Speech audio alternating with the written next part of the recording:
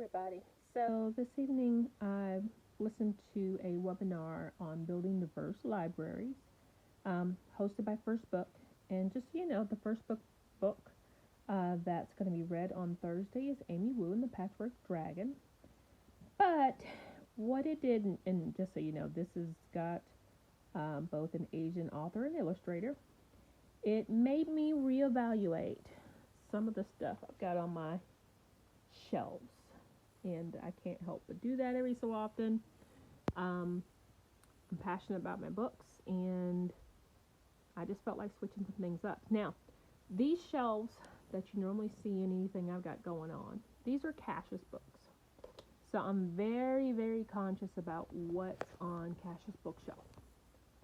The one right here in the middle is where I primarily keep my African American, African themed lit.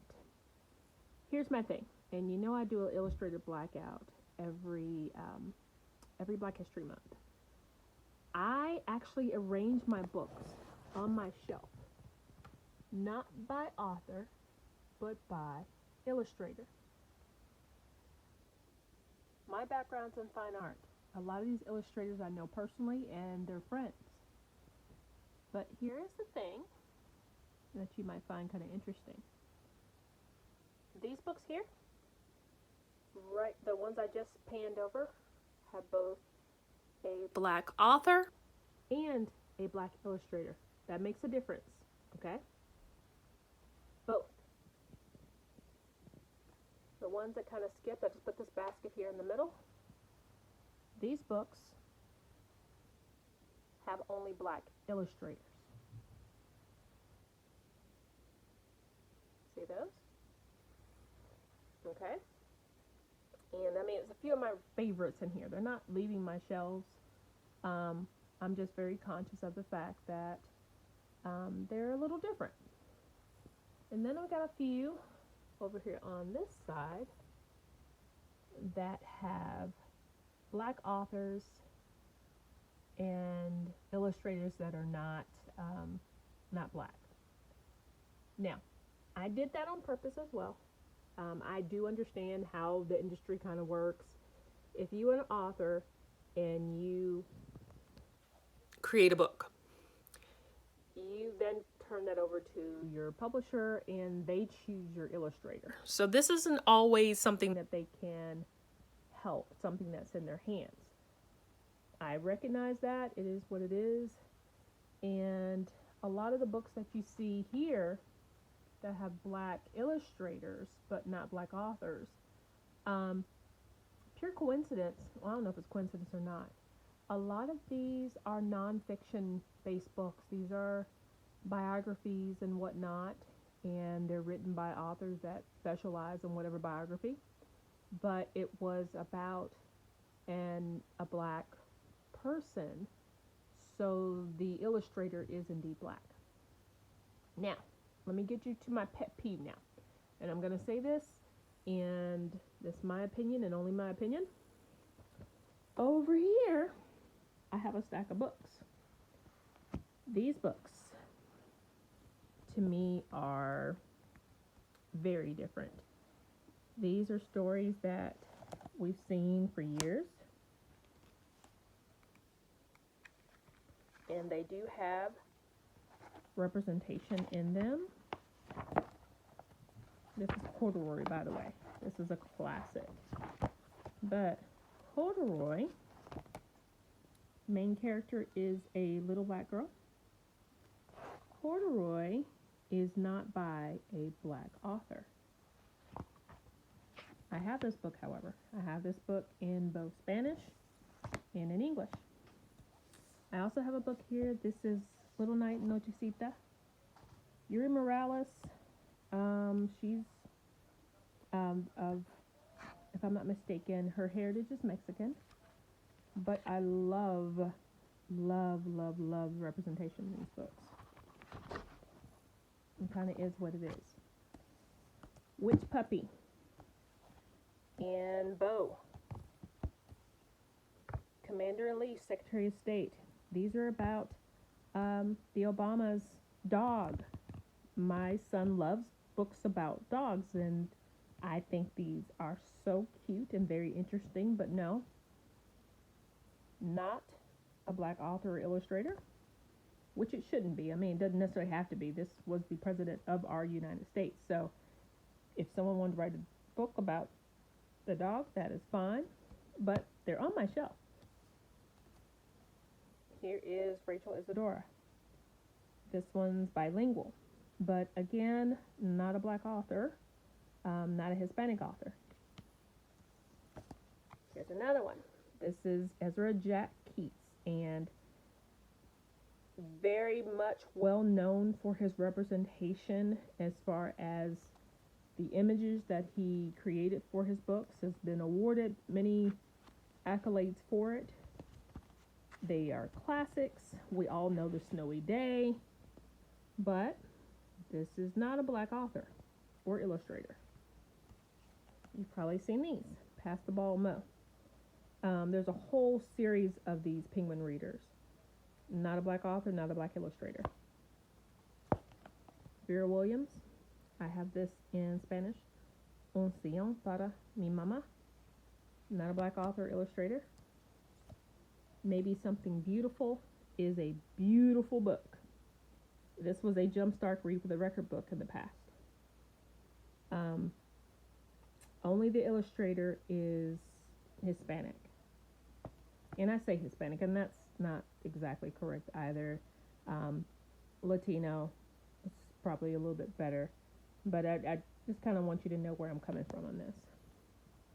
These books, Lola books. I have these Lola books in Spanish. Now, here's the thing. Lola and Leo, her brother, have always looked the way they've always looked. They are the cutest little kids, but these are neither authored nor illustrated by a person of color.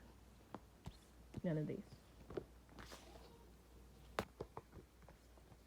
Notice I own them. I have them. I actually like them in Spanish language, but I am aware of what I've got on my shelves. That's kind of the biggest thing here. That's my rant for this evening. Know what you've got.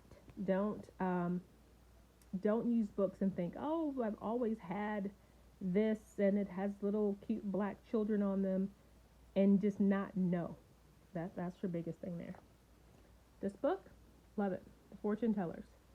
No, this is not a black author or illustrator. Okay? Good book? Yes. But just know. Just know. Here's Rachel Isadora again. 12 Dancing Princesses. Good book.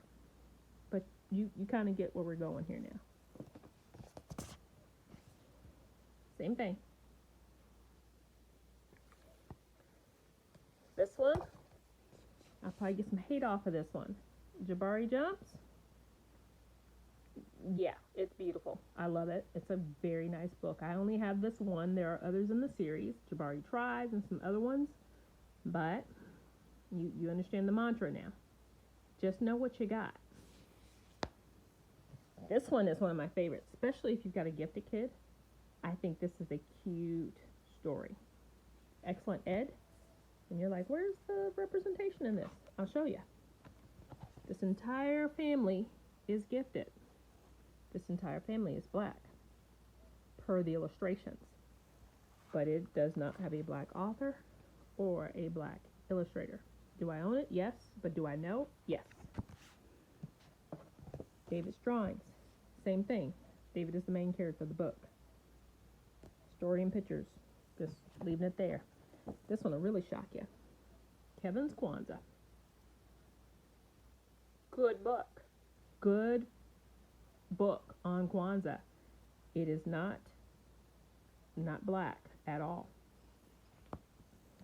Another good one that I love. This is a cute book. My mom has X-ray vision. Same thing. So I'm not saying there's anything wrong with these books. You hear me? I said it. I meant it. Obviously, if I've got them in my collection, I own them. I read them. Cash reads them. We're good with that. But I just make sure we're understood and understand from the beginning what is and isn't. A window or a mirror. Okay. Now I've got a tons of these to put away. A lot of these, again, beautiful brown faces.